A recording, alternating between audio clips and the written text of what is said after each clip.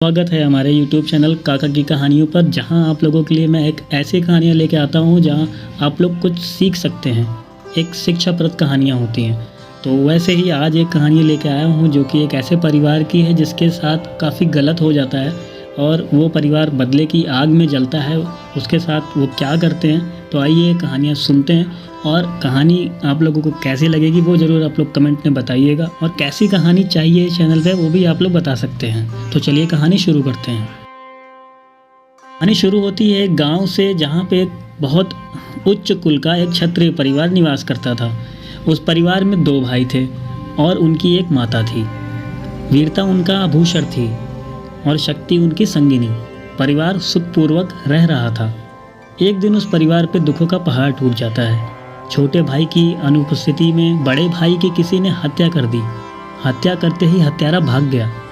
कोई उसे देख तक नहीं पाया। पुत्र की हत्या का समाचार सुनकर माँ का कलेजा फट पड़ा। उसकी आंखों से अविरल अश्रु धारा बह निकली।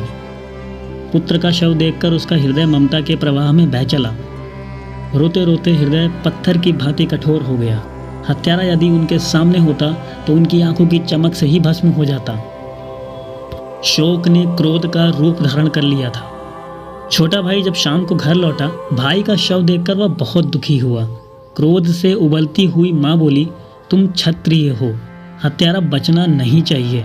जो वार खा कर भी बैठा रहे वह क्षत्रिय नहीं होता। तुमने मेरा दूध पिया है, दूध की आन निभाओ। माँ की इन बातों से उसके खून में उबाल सा आ गया। उसने अपनी तलवार निकाल ली और बोला, माँ, तुम्हारे दूध की आन जरूर निभाऊंगा। मैं तुम्हारे सामने ही हत्यारे का सिर अपनी तलवार से काटूंगा।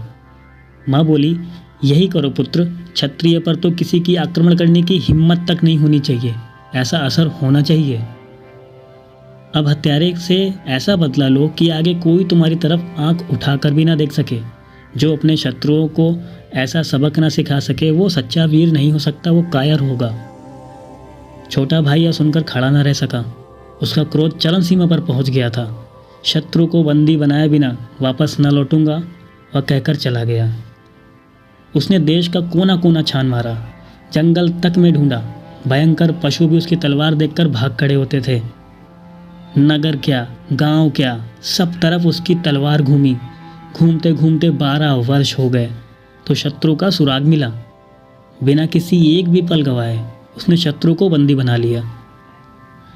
उसकी जवान पत्नी, छोटे छोटे बच्चे, बूढ़ी माँ सब रोते पिटते रह गए। 12 वर्ष का वक्त कम नहीं होता।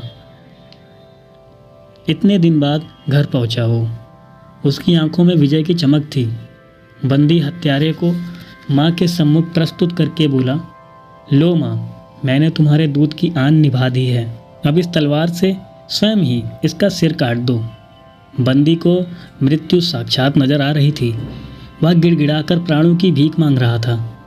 उसने अपनी जवान बीवी के आंसुओं का, मासूम बच्चों का और माँ के बुढ़ापे का वास्ता दिया, परंतु क्षत्रिय वीर ना पसीजा। वह दांत पीस कर बोला, इस माँ के दर्द को नहीं पढ़ रहे हो क्या? भाई को मारते समय भी क्या तुमने ऐसा सोचा था? कहकर उस हत्यारे को और पीड़ा दी। माँ बोली, तलवार तुम अपने पास ही रखो, तुम ही भाई का बदला लो। क्षत्रिय वीर उसे मारने का उपक्रम करने लगा। अचानक माँ ने सोचा, इसे मारने से मेरा पुत्र तो वापस नहीं आ जाएगा। फिर इसकी माँ को आंसुओं के सैलाब में क्यों डुबोऊं? इसके बच्चे क्या प्रेतहंता को जीवित छोड़ेंगे? यह वृषबेल क्या इस हत्या से थम जाएगी? यह तो इसका आरंभ ही होगा। बदले की इस आग को बुझा देना ही बेहतर है। अपनी बहू के समान इसकी पत्नी को विधवा भी बना दूं, यह मुझसे ना होगा। वह बोल उठी, रुको पुत्र। उसने तलवार उठाई ही थी कि थम गया। उसने प्रश्नवाचक नज़रों से माँ की ओर देखा। पुत्र, इसे छोड़ दो, माँ दयालुता पूर्वक बोली। वह चौंक गया और बोला, यह क्या कहती हैं आप? 12 साल बाद दुश्मन मिला और फिर इसे जीवित छोड़ दूं?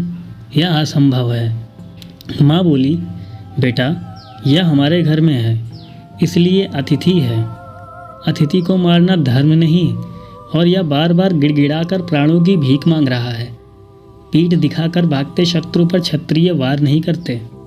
वह रुक गया। सुनो, क्रोध से क्रोध नहीं जीता जा सकता, खून से खून का दाग नहीं धोया जा सकता।